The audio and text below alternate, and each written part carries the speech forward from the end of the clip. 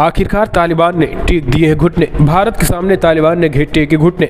आपको बता दें कि एक तरीके से दर दर या कटोरा लेकर हम कहें देश देश भटक रहे तालिबान ने बंदूक के दम पर सत्ता तो भले ही हासिल कर लिया हो, लेकिन आज हालात ये हो चुके हैं कि वहां पर बड़े पैमाने पर लोग मरने की कगार पे हो चुके हैं। भारत के साथ व्यापार न करने की बात कहने वाले तालिबान की तरफ से अब ये संकेत मिलने लगे हैं कि भारत की तरफ से व्यापार नहीं करेगा तो तालिबान खाने पीने के लिए भी मर जाएगा, और व्यापार अगर नहीं चलेगा तो फिर आने वाले समय में कंगाल पाकिस्तान क्या हथियारों के दम पर लोगों को भोजन और खाने पीने की सामान की व्यवस्था कर देगा। यही कारण है कि भारत के साथ अब एक बार फिर से तालिबान ने संकेत दे दिए हैं कि बातचीत के जरिए हम मसले का हल करेंगे, जम्मू कश्मीर के मुद्दे पर नहीं बोलेंगे, लेकिन व्यापार की चीज़ों को आगे बढ़ाएंगे। ये तालिबान के प्रवक्ता की तरफ से निकल के आया है, बहुत बड़ी खबर निकल के आ रही है। आखिरकार तालिबान भारत के मसले पर घटने पर आ गया है और व्यापार शुरू करने के लिए ऐलान कर दिया है। दोस्तों, कुछ दिन पहले हमने आपको बताया था कि कैसे जैसे ही 15 अगस्त की उस रात को जैसे ही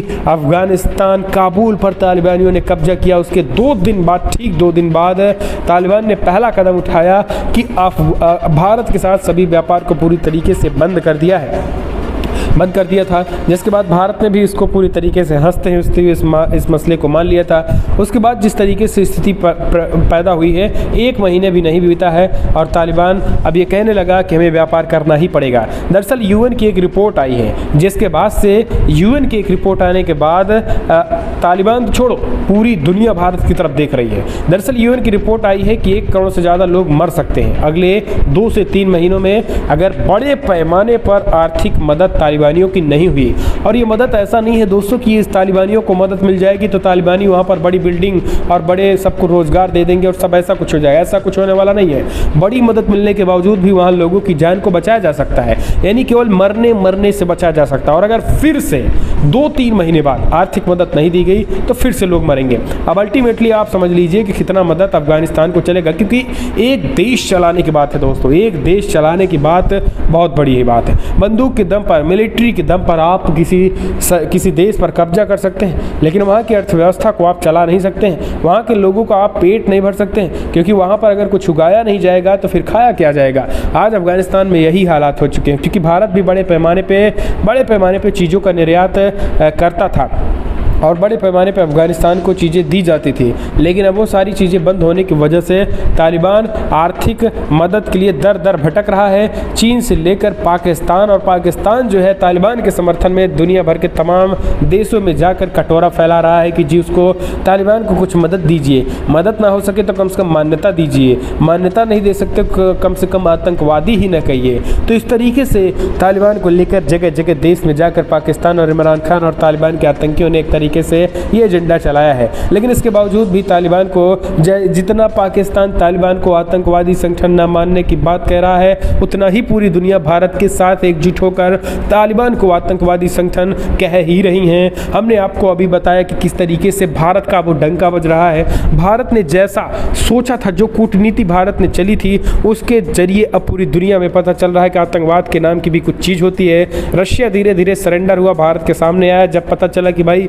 अब ये आतंकी जो है हमें भी नहीं छोड़ने वाले हैं। तो चाइना के साथ और चाइना में घुसा रशिया को भी आंख खुली और वो भी अब मानने लगा है। इसके साथ ही बड़ी रिपोर्ट्स ये है कि दोस्तों अब तालिबान के खिलाफ फ्रांस भी आ चुका है, अमेरिका भी आ चुका है, यूएन भी आ चुका, वर्ल्ड बैंक भी आ चुका है। तो भारत के समर्थन में पूरी संस्थाएं आ चुकी है और ये मान लिया है कि तालिबान एक आतंकवादी संगठन है, इसकी मदद नहीं होगी।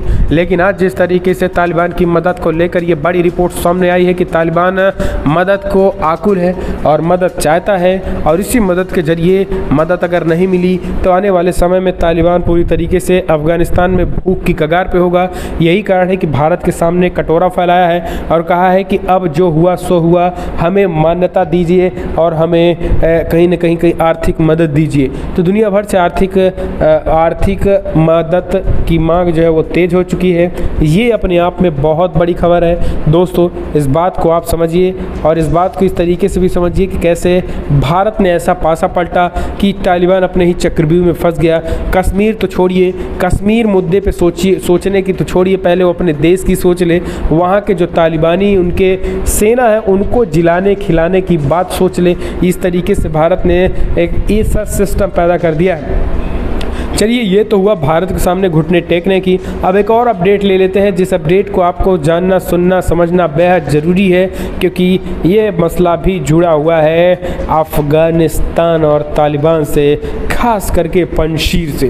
दोस्तों, आपको बता दें कि पंजशीर लगातार जो है वो तालिबानियों ने चढ़ाई कर दी, और ये सच्चाई भी है, हमें इस बात को मानना पड़ेगा। क्योंकि दोस्तों, कई सोशल मीडिया में इस तरीके के वीडियोस लोग चला रहे हैं कि अभी भी पंजशीर में भारत जो है पंजशीर की मदद कर रहा है और बड़े पैमाने पर हथियारों को भेज रहा है। तो दोस्तों, हम आपको पहले बता दें, ऐसा कोई खबर नहीं है कि भारत जो है पंजशीर की अभी फ़िलहाल के लिए कोई मदद कर रहा है। ऐसी ये सारी की सारी रिपोर्ट्स गलत हैं। अब जो पंजशीर से रिपोर्ट निकल के आई वो हम आपको बता देते हैं। दरअसल पंजशीर से अभी रिपोर्ट निकल के आई है कि नॉर्दर्न अलायंस ने बहुत बड़ा एक तरीके से रिटर्न्स किया है, बैकअप किया। उन्होंने ऐलान कर दिया है कि हम अभी गए नहीं हुए हैं। Northern alliance chief Ahmad Massoud की तरफ से स्टेटमेंट निकल के आया है कि हम पंजशीर घाटी में ही हैं, और हम पंजशीर घाटी में, और हमारे लड़ाके हो चुके हैं तैयार एक बार फिर से तालिबान के खिलाफ आर पार की तैयारी में। लेकिन सच ये भी है दोस्तों कि तालिबान ने बड़े पैमाने पर सरकारी संस्थानों, यहाँ तक कि अमरुल्लाह सलेह के घर पर भी कब्जा कर लिया है। अहमद मसूद के कई फार्म हाउस, कई वहाँ के उनके घरों पर कब्जा कर लिया है।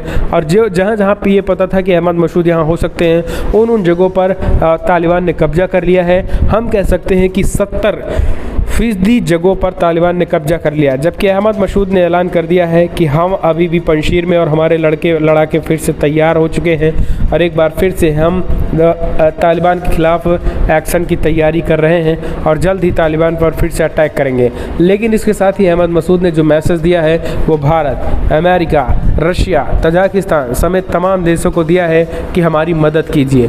दोस्तों, सोशल मीडिया में ये कुछ लोग ये कुछ पोस्ट कर रहे हैं कि अमेरिका, खास करके भारत जो है पंजशीर का सीधा सीधा मदद कर रहा है हथियारों से, तमाम चीज़ों से। तो अभी ऐसा है नहीं, लेकिन पंजशीर ने मदद ज़रूर मांगी है। दोस्तों, अभी भारत के ऊपर डिपेंड करता है कि आखिर वो क्या पंजशीर की मदद करेगा या फिर नहीं। लेकिन पंजशीर ने सीधा सीधा भारत से मदद मांगी हुई है, क्योंकि एक बार फिर से पंजशीर के जो शेर अहमद मसूद हैं, उन्होंने आर पार का ऐलान करते हुए कह दिया है कि हम अभी मरे नहीं हैं, हम अभी भागे नहीं हैं, हम अभी हैं और हम फिर से रिटर्न करेंगे। इसके साथ ही NRF नेशनल रेजिस्टेंट फ्रंट का कहना है कि अभी भी कई इलाकों में हम तालिबान के सामने डटे हुए हैं और तालिबान के साथ जंग चल रही है। जबकि तालिबानियों का कहना है कि हमने 70% इलाके पे कब्जा कर लिया है, 30% इलाका महज बचा है, और वो इलाका पहाड़ी इलाका, वहाँ पे कोई बड़े पैमाने पर लोग नहीं रहते हैं।